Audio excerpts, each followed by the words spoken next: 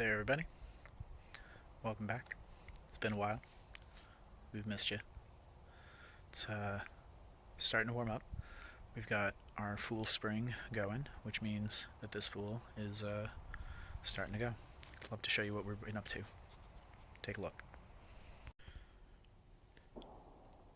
Last year we had some scrap lumber from taking down an older project, and so we made two of these grow boxes. They have 1 inch by 1 inch hardware cloth underneath. I would have liked doing maybe 1/2 inch by 1/2 inch. I feel like that probably would have been better, but we had the 1 inch by 1 inch available, and the 1/2 inch was just not around. So this is what we went with. This side is a plant that is new to us. We seeded out this 2x1 air prune box. And this one has Shepherdea canadensis, or the buffalo berry. And this is a plant with a growth habit that enjoys somewhat shady spots. It's an understory type of plant. Let's see if I can find a cute little seed for you as we go. There's one. There it is.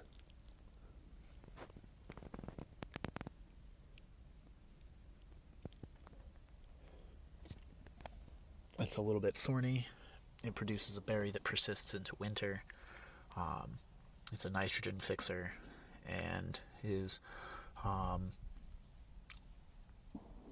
kind of a thicket forming type of shrub. So we're hoping that once we get some of these established, we'll be able to take them and do root divisions and kind of stool layer them. On the other hand, this box, same construction, 2 foot by 1 foot by 6-ish inches, is Aronia. I believe this is Aronia melanocarpa. So this one is more of a edge plant. We will also be getting berries off of this, but these are not really a raw forage type of berry. If you are familiar with them, they are also called chokeberries or choke cherries. They are bitter, but they turn into really great preserves or wines or juices or drinks with a good blend. And they're great for the local birds, which we are always happy to see the return of. We actually had more robins in our yard this year, right back in here, than I've ever seen since we bought the property. They've been milling around all day, as long as I'm not moving too much or making too much noise near them. And they're just happy to pack away at some of the seeds and some of the small worms, bugs that are popping up, if they can compete with the ducks, that is. So these guys have been cold stratifying. Both need about 2 to 3 months of cold stratification. So these have been sitting on a pad in the garage with a little bit of insulation underneath them. We have not been running a heat mat, but hopefully these will do the trick. We've got our fingers crossed. Now that we're back in the garage and our 2 donated window frames and panes are over the air prune boxes, just to keep any kind of animals that might be milling around, whether it's the dog being nosy or the neighbor's cats or some rodent looking for shelter from the cold, or maybe smells the seeds. I don't know. Just a little bit of extra protection, and once they start coming up, we can kind of use that as a bit of a cold frame as well and get them nice and going. Next to those guys, we also have a few willow cuttings. Some of these might be a little too long, but we'll see how it goes. It's just a little bit of potting soil, some compost, in a bucket with some drainage holes. When we water it very, very deeply, and I usually catch the runoff in a bucket, and then we'll feed that back through to double saturate. And probably left these in a warm spot for a little too long. You can see that the catkins had started to wake up. So I think I should have left them somewhere colder and not had them in a warmer corner of the base of the garage, but they'll do all right. As long as we keep them moist around the bottom. It's a willow, it wants to root. And I'm hoping that out of a couple of branches cut, I think it was 3 total that were going to be in the way of each other. I have about 30 cuttings in there. We'll see how many we get. One of the things I did recently was take these used 1.5 gallon pots. Just any old garden pot will do. This one used to be Becky. So I cut Becky's bottom off, and we use basically the tray with the drainage holes in it as a way to water new potted plants that haven't sprung yet, or to water our trays or any kind of starts that we're doing that we're just seeding out and we don't want to soak too heavily or disturb the seed or wash away the top layer. So we use the bottoms to be a more controlled way of watering things when we're starting them out.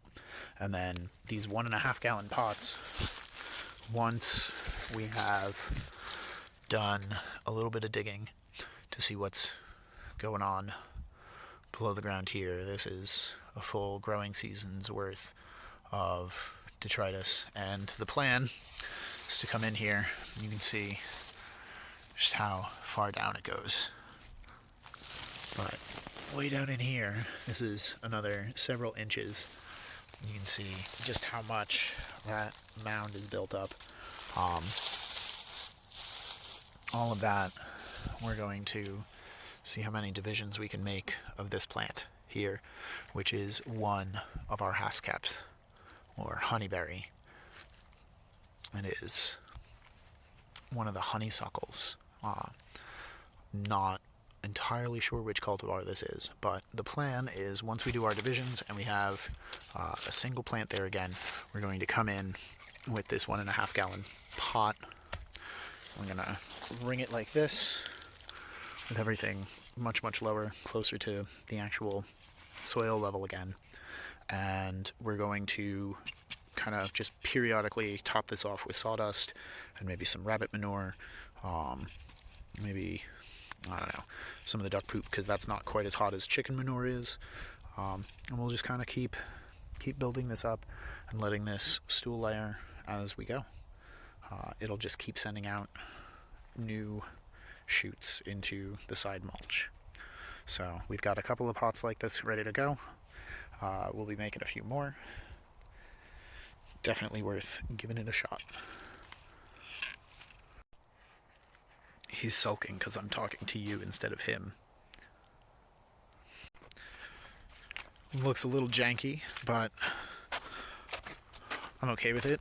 It's all trees that we had to cut for the forest design, and some leftover ropes, and some garden beds that we had built up.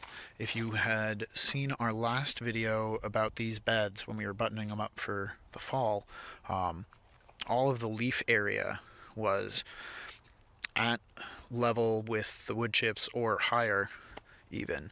And if we get down here, I don't know how much visual flattening is happening. It's not great, but the leaves have sunk down quite a bit over this carbonaceous material. So there's a good chance that once we plant into the soil under the leaf row, we'll take some of this pathway and just move it over to either side and use it as a top dressing of mulch to keep our new plants protected. And that way we'll continue building and bulking up the raised beds. This guy will have lines coming from this crossbeam here, and I think what I'm going to do is loop them around or secure them to the footers, and will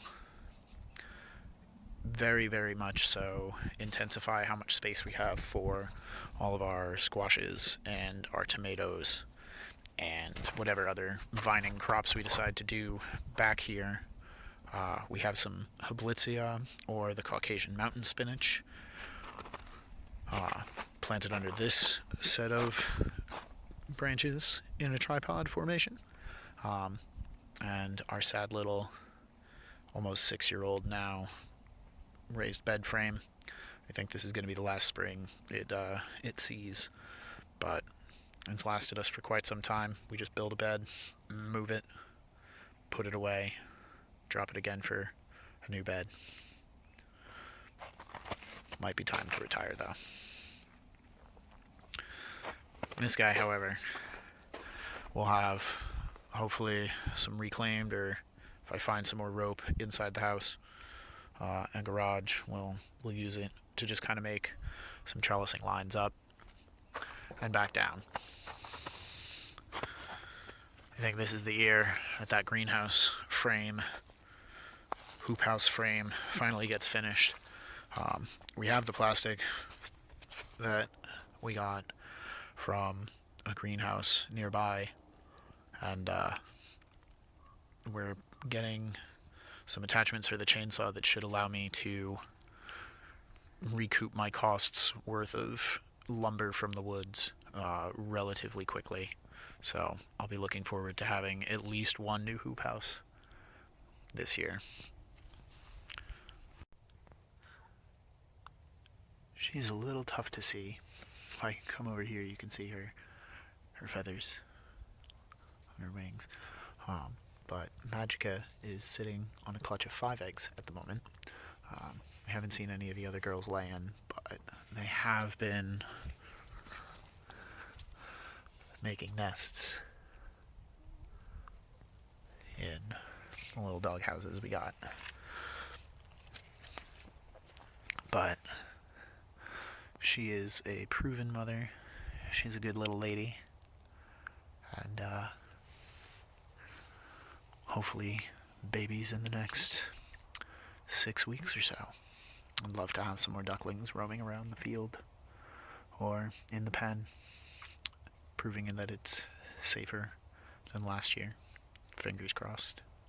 And so, the last little thing I want to talk about is this guy right here, which is the New Jersey tea, Receding americanus. My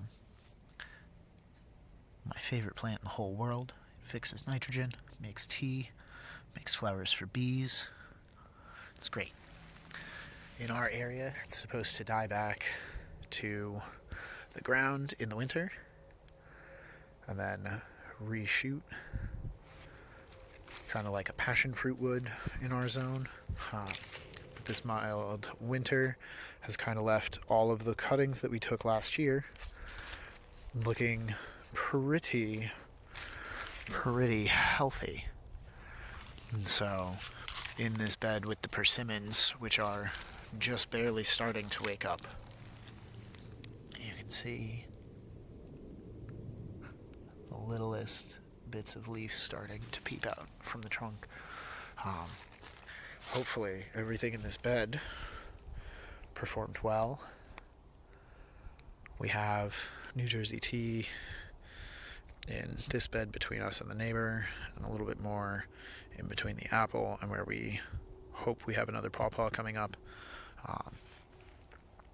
So we'll be tracking how the soil builds around these other nitrogen fixers. We have a few on the property now, and I'm almost at a point where I'd like to set up a trial where we can kind of see how the New Jersey tea performs. I've seen videos from the permaculture orchard, or Stefan Subkowiak's channel, where he mentions it, but says he doesn't give much thought to it, and I think that's a shame because it's a beautiful plant. But we'll see how things go. As always, thanks for watching. Happy planting.